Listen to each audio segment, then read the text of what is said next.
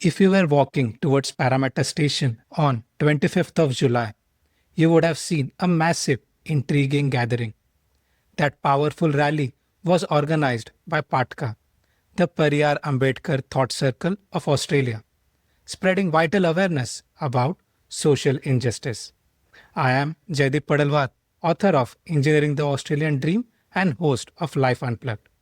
Today, we are going unplugged with PATCA's Vice President Harun and a dedicated active member, Devi, to talk about tackling caste discrimination in the diaspora and the massive student protest we just witnessed in India. Welcome to the show, both of you. It's an honor to have you here. Thank you for having. Let's start with right where we met, at the protest in Parramatta. For our listeners who might be unfamiliar, can you take us into that day? What brought PATCA out to the streets of Parramatta, and what was the core message you wanted the local community to hear?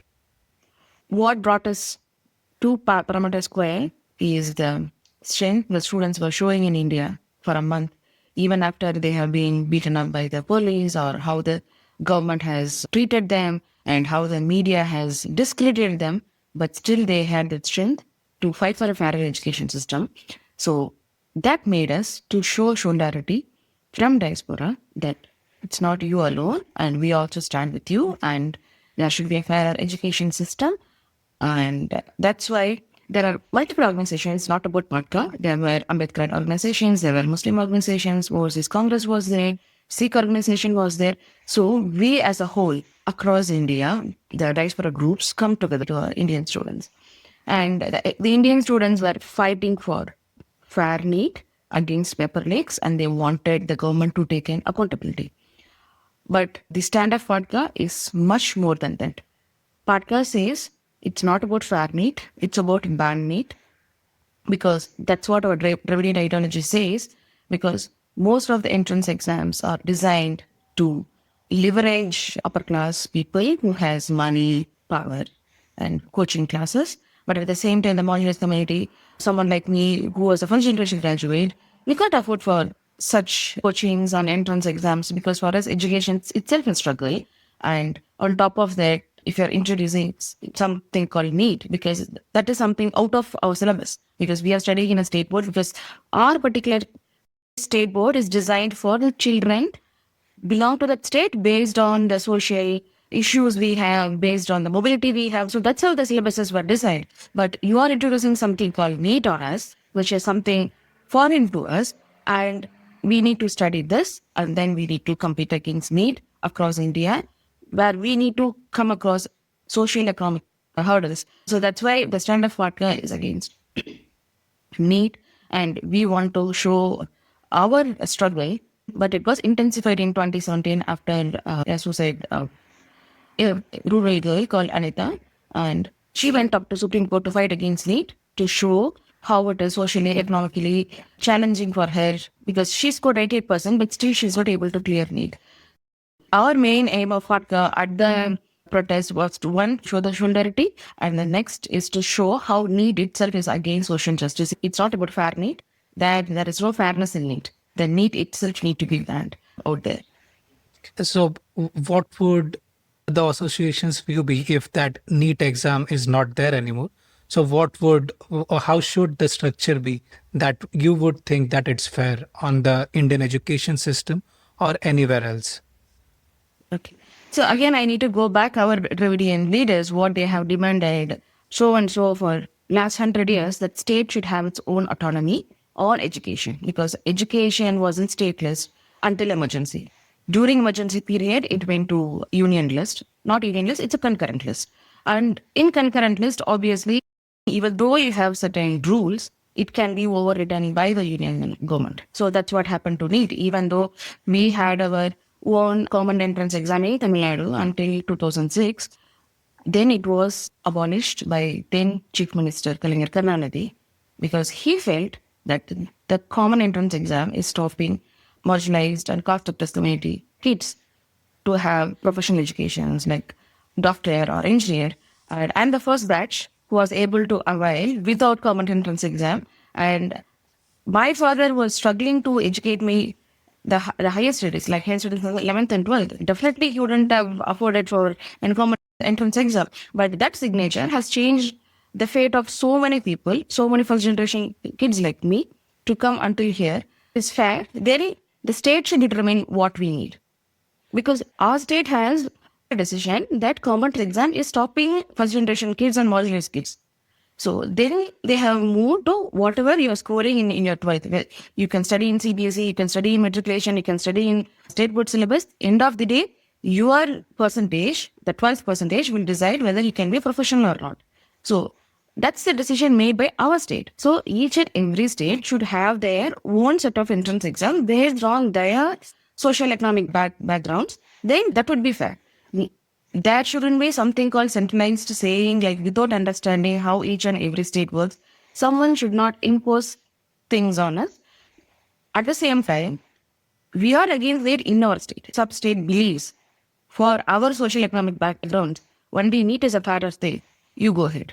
We are not stopping that. That's our stand. Even when Indian Medical Association has started with NEET, that's the stand of Tamil Nadu. Though Tamil Nadu says we are against NEET is against social justice, we are still saying, okay, if someone is believing that NEET is fact, please go ahead, but please don't impose on us. So that's the same thing. But same thing we have been in the protest also, because we need to say why NEET is against social justice. Even though someone believes that NEET is fact, they need to know our perspective too. What about that aspect of unified India? Because India is in itself very much divided. And it is a challenge for South Indians, North Indians, West Indians, Northeast people. Northeast is very separated by itself. So unifying India is a bigger task in itself. And these are some of the things that can over time lead to unified India. So these things, would this separating that education system would come in between a unified India then? Yeah, I think nowadays, one of the things about unified concept or unified, right? So while we grew up, we used to use the thing called unity in diversity, right? And diversity is beautiful, right? Now, this unified, that word, is used in a slightly different context. And the German word called Einreich, Einvolk, Einführer, one people, one race, one country. So this unification thing, it should not kill the diversity, right? And if you listen to Pauline Hanson, she'll tell you assimilation, same word, unification. So the beauty of diversity is that it feeds and it draws from your own experiences and makes our country richer. So unity in diversity is beautiful, right? And we should celebrate it. And on that day in Parramatta, like Devi said, you had Ambedkar groups. Not everyone was wearing saffron. But this whole thing of unification is what Narendra Modi says. And he says, one India, one election, one India, one Modi, one India, one Amit Shah. No, right? So now what you may have noticed in what Devi said is she always used the word union government, right? Tamil Nadu is the only state that still uses the word union, does not use the word central.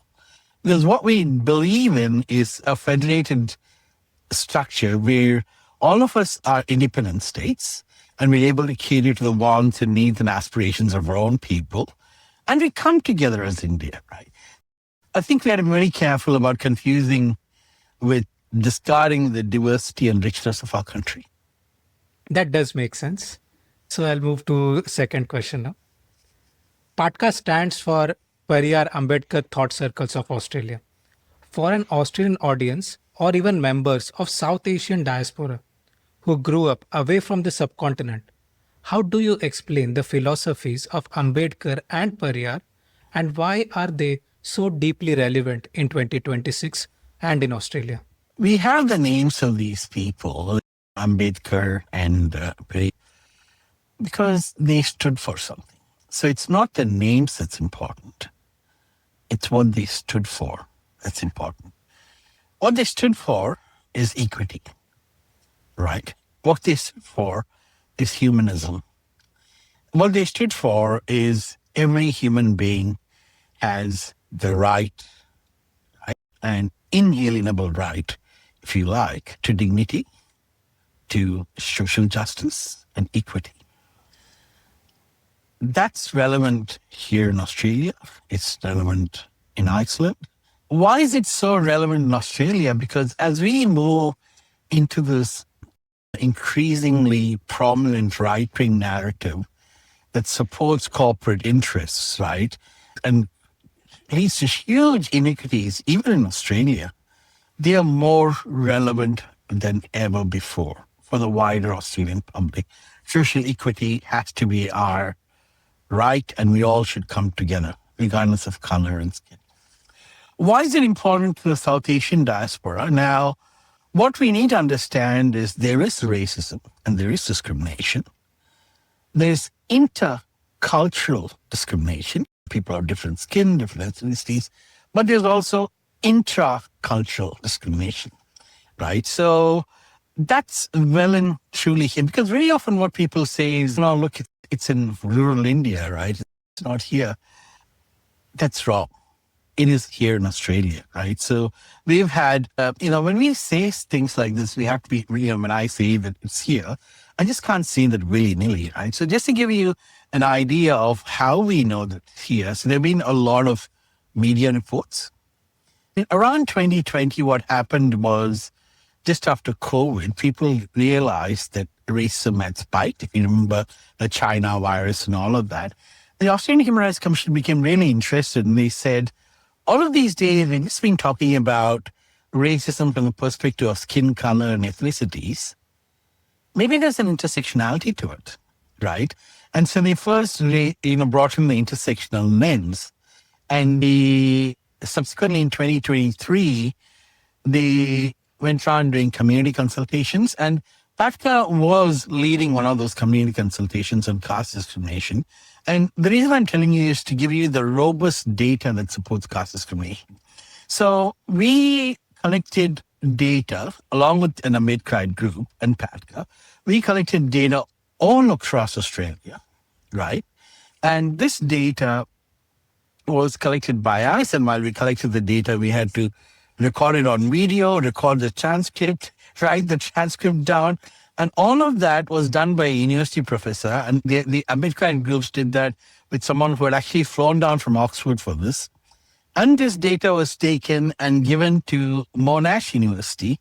And there, the head of the Migration Institute, she vetted the data.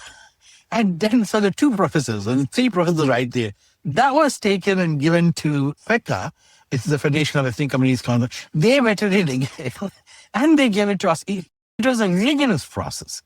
And the thing about from the rigorous process, there was an outcome.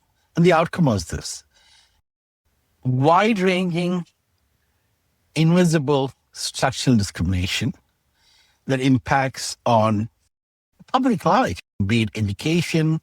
One of the stories that came out of the parliamentary inquiry was a 5-year-old girl who couldn't use the toilet when she had gone to a dance class for, because the teacher felt that she was a Dalit girl, right? So here in Sydney, in Australia, so I think when people say caste discrimination is not there, more likely than not, they haven't faced it because they come from a privileged class, right? People who are from caste-oppressed communities feel it every day. And so going back to your question about what PATCA stands for, social equity for everyone, that includes caste-oppressed. And that means naming and saying there's caste discrimination. So our thing has always been that if you have a legislation, just include 5 words, CASTE. Because if you don't name it, people will think it's in rural India alone. Does that make sense? So that's what PATCA works on. Equity for everyone, humanism for everyone. And I don't think that's an unreasonable ask. But if you think about just the human mind, we want to find scapegoats, right? And then in that process, even if it is mentioned in those 5 letters are mentioned in the constitution or anything, there might be a chance that human mind will itself come into that phase that people, even though they don't want to discriminate, it might not be in front of their mind, but they are going through a situation in life where they want to find a scapegoat, and then these things come out. So what happens in that regards? And it is not a caste discrimination. It is just their time, and that time makes them behave in that way then.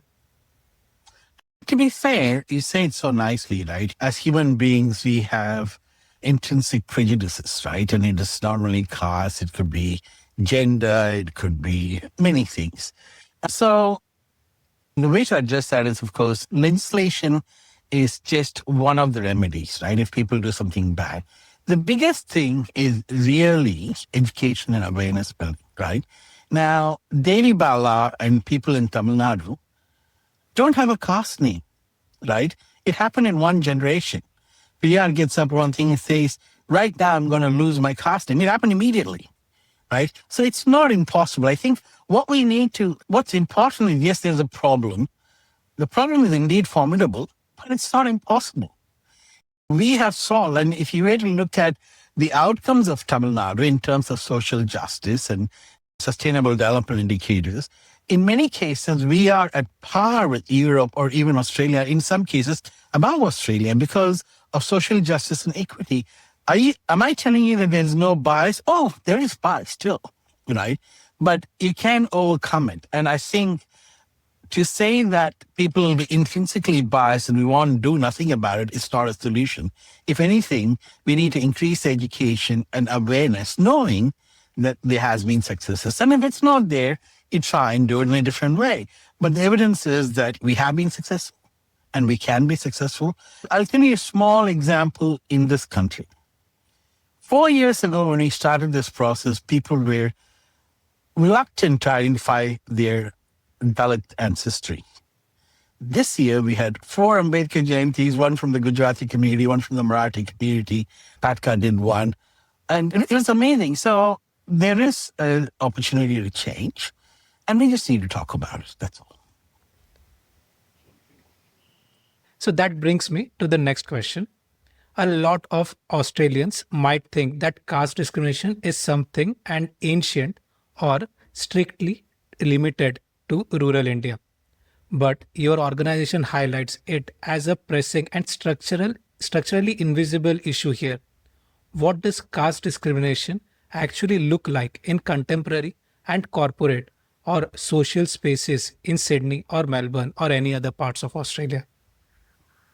Okay. So before coming to Sydney and Australia, I would like to correct that it's not limited to rural part of India. I have been in both in rural part of India and urban part of India, and then I am here.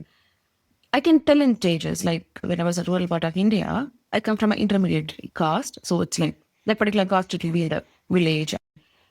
And as I have seen oppression, like my family or the community I belong to, were an oppressor.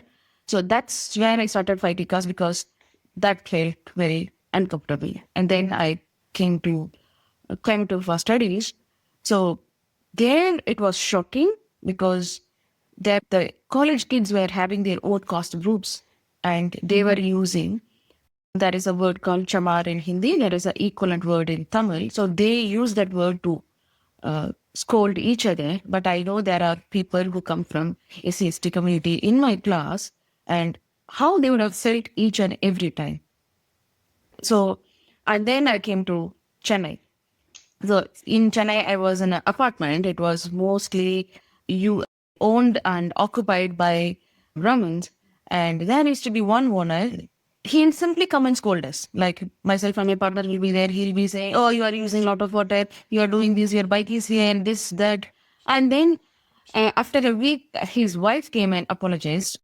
Oh, she couldn't say that because of caste, he's very uncomfortable. Because people will ask, like, which part of Tamil Nadu you are from? So from that part, somehow they will try to analyze. But again, that will be wrong, because yes, if you go in each and every part of Tamil Nadu, it's a mix of caste. So, but they will assume maybe she is belong to this caste. So she apologized. Oh, he is very orthodox, and that's why he is biased towards you guys, and don't take it to heart.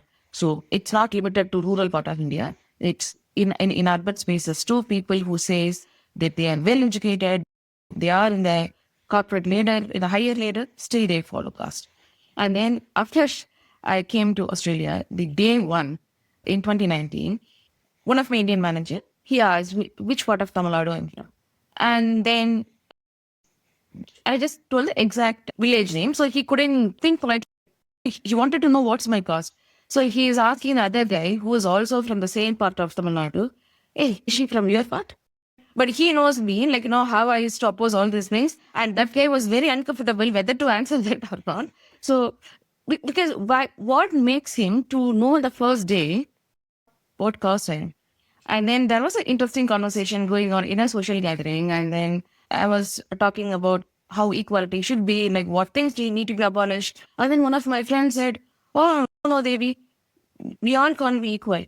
Because she told, there is a reason why each and every community stopped with certain mobility.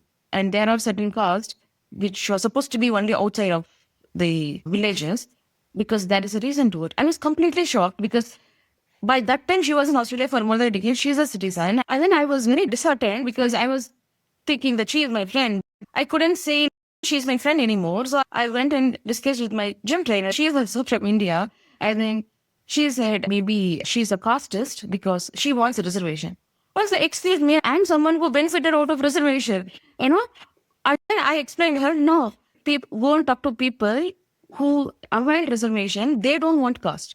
We are asking for reservation because the insults and the pain that we've gone through as generation, that's why we want reservation. But the assumption, like if someone is there in Sydney, if someone is there in Melbourne, and if someone is doing good in their life, they are assuming that they are belong to only upper caste.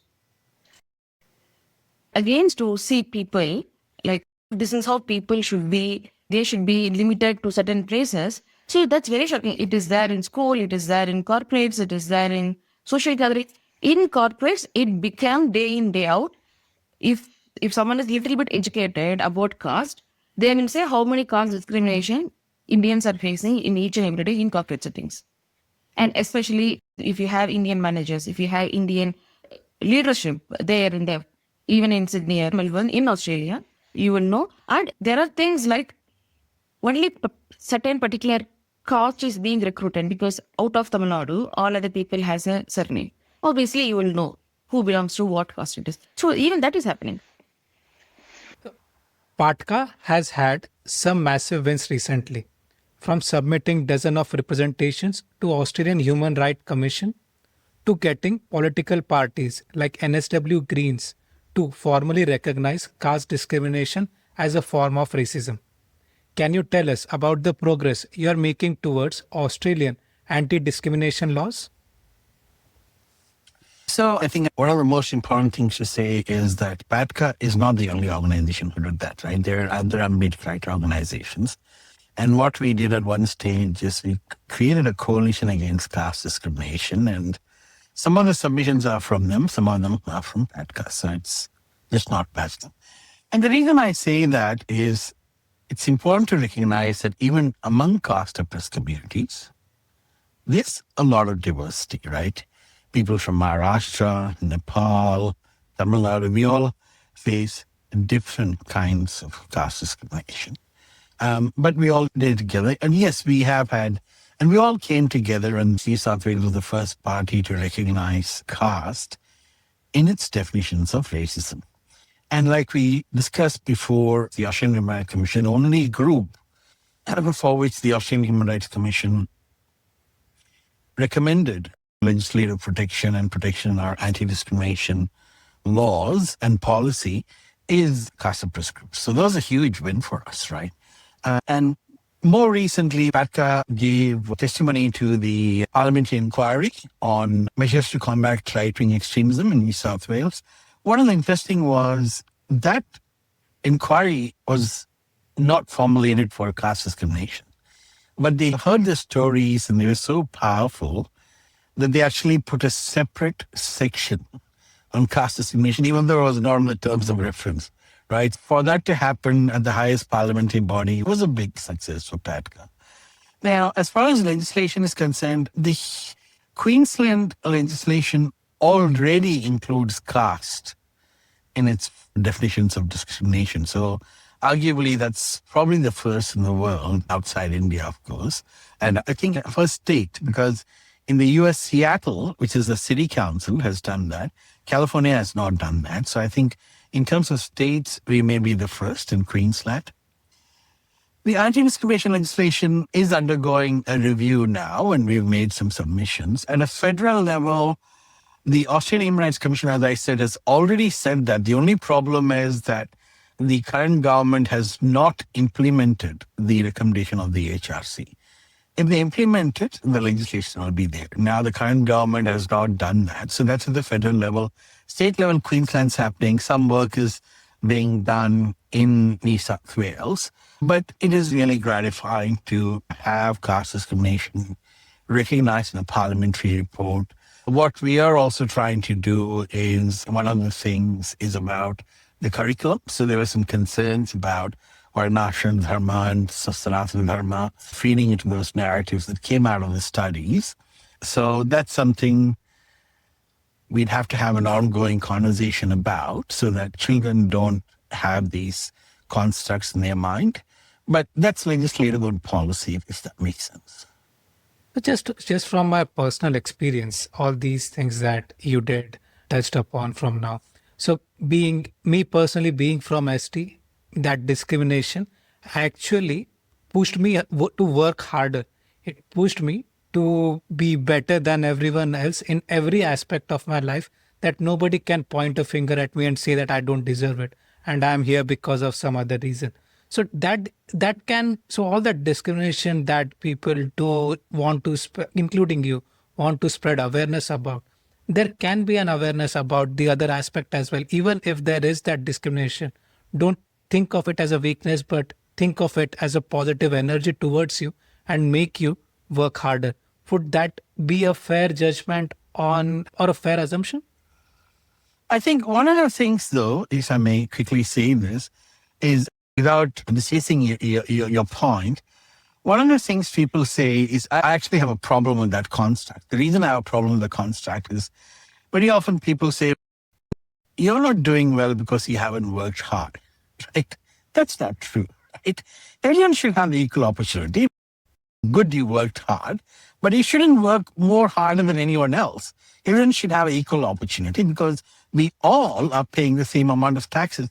The reason I have a problem with that is suddenly what it does, it shifts the responsibility of the state to provide equal access to everyone to you. And then they'll say, you know what? You don't work, you're so-and-so because you haven't worked hard. It's your fault. And we will do what we have to do. We'll give that guy more opportunity. But if you don't work, it's your fault. We'll give him opportunity, right? And that is, I think, in some ways, a very problematic statement that actually supports discrimination. Yes, we all have to work hard. All of that's fine. But that shouldn't be the reason for us to support state-sanctioned discrimination. The state's obligation to equity remains. You work hard, good on you. Well done, right? But that should not be a reason to say, you work hard, so I'm going to discriminate against you. I think that sounds a little bit lopsided. Is that fair? Yes, it is. I wasn't talking about the government point of view or the state's point of view. I was talking from an individual point of view. An individual who feels that he is oppressed because of a reason, then can they change their mindset to not feel that way? I would say it's the oppressor who need to change their mindset and to be able to treat everyone equally, because if I am getting beaten, I shouldn't be advised that I should not get beaten. You should go and talk to the person who is beating me that it's unfair, you should not beat her. And if that particular person is not accepting that he should not beat me, he or she, then it should be a state legislation to tell, if you beat her, it will be a crime. So let's not go and talk to oppressed anymore. Let the oppressor have some conscience and let the oppressor choose humanity over instructing us. Because again, if you are instructing us what to do, then you're us.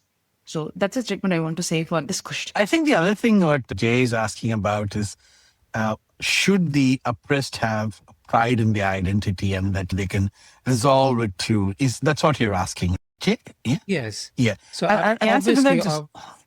obviously, what Devi said, that law is for everyone and doesn't matter to which society, color or anything it belongs to, it is for everyone. I'm talking on individual level.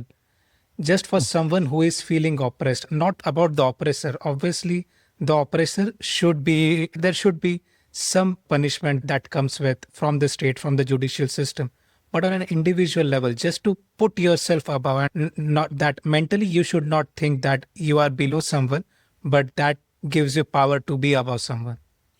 I think what we can do, Jay, is celebrate the Dalit identities, right? If you look at Savitribai Phule or Mahatma Phule or Periyar or Ambedkar, these are people that you can celebrate and be proud of your identity in that they represent who you are. Because all of these people did not say one human being is higher than another human. They said all human beings are equal. They're not going after any caste. They said every person has the right to equity, right? So these are people who should give us pride in our identity as caste. Right? That's how you build the pride.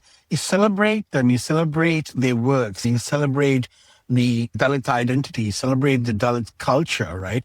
And that's what we're saying. One of the things that we would like to do is hopefully in Queensland, for instance, one of the things that we'd like to do is during the cultural parade, what we'd like to do is have a separate thing which has all of these Dalit icons, Savitribai Phule, Mahatma Phule, and all of them, right, from various parts of the thing, that are Persian, and we take pride in them. And once you start having that pride, you see, the very Dravidian movement itself starts with two words, self-respect. And that's perhaps the pride of the Tamil identity. Unfortunately, it's got a very strong linguistic thing, but it applies anywhere, right? So the reason, and that's a pride that helps us confront people. So, when you lobby Australian politicians who might not fully comprehend the nuances of the caste system, what are the primary hurdles or pushbacks you face, and how do you navigate them? So one of the things they tell you very often is, are you criticizing a religion? The first thing is, what is caste in Vaishyas? So the way you answer that is, as the Australian society, as a demographic evolves, our understanding of racism should also evolve, right? So racism is just not between cultures, but it can also occur inside cultures. So this is a form of racism that occurs within the South Asian Indian diaspora, South Asian cultures. Now, the second thing they'll say, are you criticizing any particular religion? And say, no, it occurs across religions. So our thing is not religion. So how is it affecting? Why are you coming and talking to me about this? What we say is, look, we are lucky to be in this country where everyone has equal rights and access to everything. But there is a group of people who get excluded in everything. And you don't have to listen to me saying that. You can look at human rights reports, and they're excluded from education, via the employment, in public spaces, for instance, public spaces. And for instance, very often where you go, they only provide vegetarian meals, and people will eat non-vegetarian, so they don't feel welcome there. So we use these, and they say, what do you want to do? And what we say is, what you can do is what you do for anyone else, right? If you go to a government event, they'll have halal food, right? Like you have halal food, like you try and adapt the traditions of it, just add one more group, which is caste the first group, right? And unlike other groups, you don't need to have a special diet for them. All they're saying is, don't make it vegetarian only, because it's not because you eat meat, we just don't. This whole purity thing. So they say, just adapt to their cultures like they adapt to everyone else. Then the question is, okay, what else do you want us to? What else you can do is, you need to understand them, right? So collect data, for instance. You have the Islamophobia register, which collects data of anti-Muslim hate, right? Now, what caste-based said, you could collect data. You could support community organizations to collect data. Whoever faces caste discrimination, they're able to collect the data and report it on an annual basis. And so the government understands where is this discrimination. So that's what we tell them. So we start by saying, it's just a different form of racism that occurs within people. What are we wanting to do? We just want to do what multicultural Australia wants to do, include everyone, right? And how do we do it? Listen to them, cater to their wants and needs, and collect data, right? So all of these are things that you already do. What you're doing, why you're doing it separately now is because the demographic is changing. Does that make sense? Yes, it does. I understand what you are trying to say, right? Many people may understand what you are trying to say too. But those people in government, even they might understand what you're trying to say, but there are so many other priorities which are on hand now for them. So why would those government officials consider this as a problem or put it on top of their list to find a solution towards it? I think you ask a very beautiful question, and that's actually true, right? So at the end of the day, if we want something, we have to keep pushing, right? In Tamil, there's a saying that when the child who cries, the child will get the milk. No one will get the milk. So you have to keep asking because that is your right and your pay. So our point is we pay the same taxes as everyone. Why do you want us to wait, right? So that's one narrative. So you have to push is the answer. And in some cases, while you push, you may not get. So you push harder. To give you an example of how hard we are pushing, PATCA is one of the complainants in a discrimination complaint against a sitting minister right now of multicultural New South Wales because of caste discrimination. See, so we will push harder. We'll push as hard as it takes because if someone considers someone else's priority more than ours, that's discrimination itself. Because so are you saying you're less important than us? And that is a question to ask. And that is a question you should ask too. Okay, someone else is more important. Is that because they are a different color? Or is that because they're a different class? Can you tell me the reason? And you're allowed to ask those questions, right? And so the point is it has to be confronted. One of the things with Periyar's values, along with the self-determination, self-respecting, is you have to confront. If you don't confront, people will put you under the file. And you have to make sure that's not acceptable. I want to shift our focus to India now. We just witnessed a conclusion of a massive student-led cockroach movement in India. The sheer scale of youth solidarity, Sonam Wangchuk's hunger strike, and the ultimate resignation of Education Minister has shocked that part of the world. As an organization built on student and youth-centric philosophies, what is PATCA's perspective on this historic victory? Yeah. So, I mean, look, it is a historic victory. It is a historic victory, but it really draws upon things that left and progressive organizations have forgotten, right? What it was, in essence, was the grassroots movement. These are people who went on the ground and talked to people and talked to them about stuff that mattered to them, right? And so it was very refreshing to see that they're actually doing that. We've been done in Tamil Nadu. The Dravidian movement started off because people went to the sea, went to the tea shops, talked to people, and related to their needs and spoke. And then you had a mass movement. The same thing happened with the left-wing movements too. Now, for a very long time, it didn't happen. There was some glimmer of hope, and Rahul Gandhi did that Bharat Chalo Yatra, and people are really excited, saying that, oh, look, these are people are coming in real and talking to us about it. What happened with the students' movement was really something that has been done in all successful progressive movements, and that's happening right now. In the US, the DSA, the Democratic Socialist movement, are successful because people are relating to the people on the street, right? So that is organizing, nesting organizing 101. That is what Baba Sahib said, educate, organize, agitate. So this is already there. They've done nothing new, right? All they did was they followed the teaching, right? So what our politicians do is they sit there, they'll make two statements and then they'll go away, right? So many of these guys are privileged and they couldn't care less about coming to the streets. So what they did was what Baba Sahib said a long time ago. What they did was what the left movements have always done. So they've done nothing new, but they just did what they did those teachings very well. So our view is, here's an example where we as a community, both in Australia and anywhere, can come together, organize, agitate, and ensure their social. There's a good lesson for us to follow, saying that Baba Sahib is relevant even today too. That's all it is. So what changed this time? As you mentioned that it has been happening for a long time, right? These NEET paper leaks, not just NEET, every other paper leaks have been happening for a very long time. And it is one of those things that has become a normal in a way in India. What was the difference this time that it became such a huge movement? I think there's better organizing. That's all it is, right? So organizing was better. It was probably incidental. People got really, with the Chief Justice calling in cockroaches, and then there was the trigger, clearly. But even when that trigger was there, without good organizing, it wouldn't have happened. And the essence is organizing, right? And that's exactly what Baba Sahib said. Organize, educate, agitate, right? So organizing is the key. What happened here was good organizing. Without organizing, nothing will happen. You see, that's just the reality of it. So there are clearly some people who are very good at organizing, and good organizing happened. That's all. And once you organize, amplifying a protest is easy.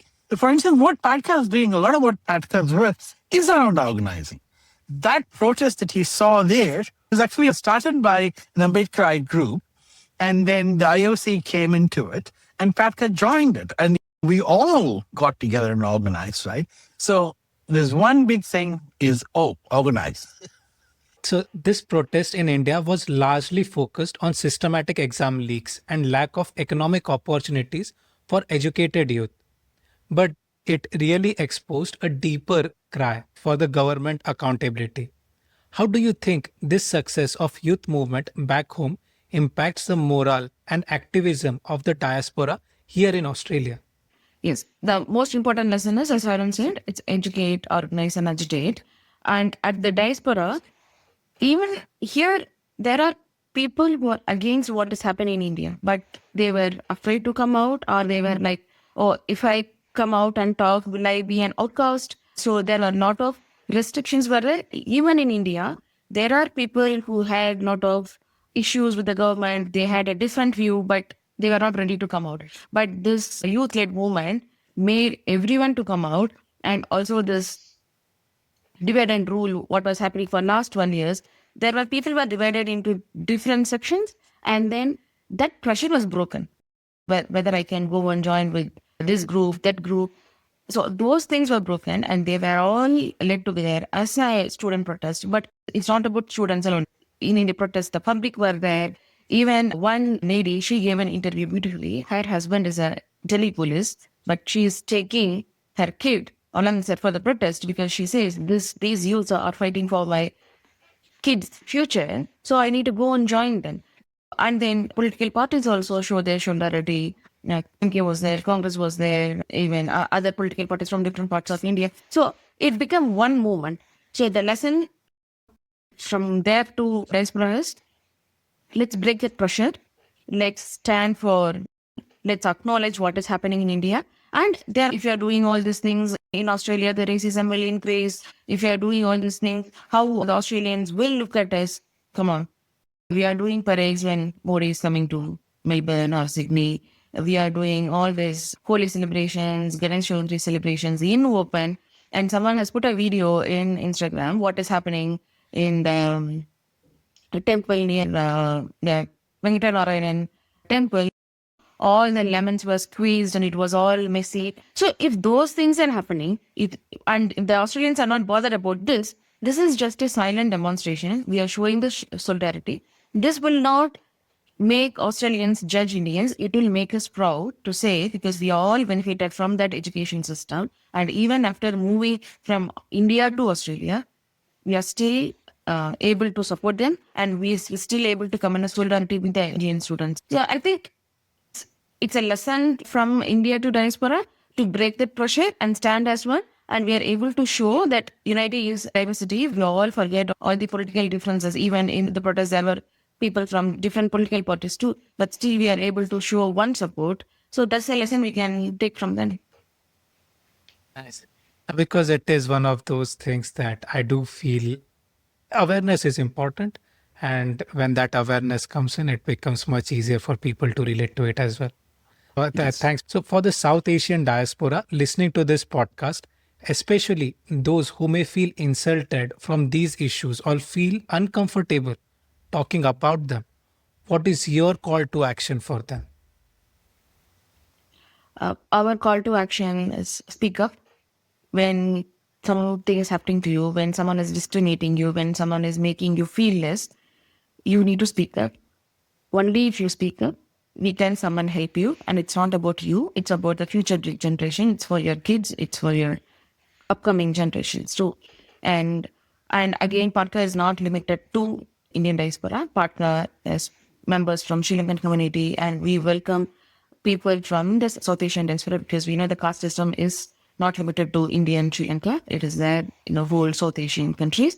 So let's work together. And we have pages in Facebook, we have pages in Instagram, and soon we are going to launch a Caste Discrimination register. Once it is out, we'll be putting it in public. And if you're feeling that you have faced discrimination, then you can register there anonymously.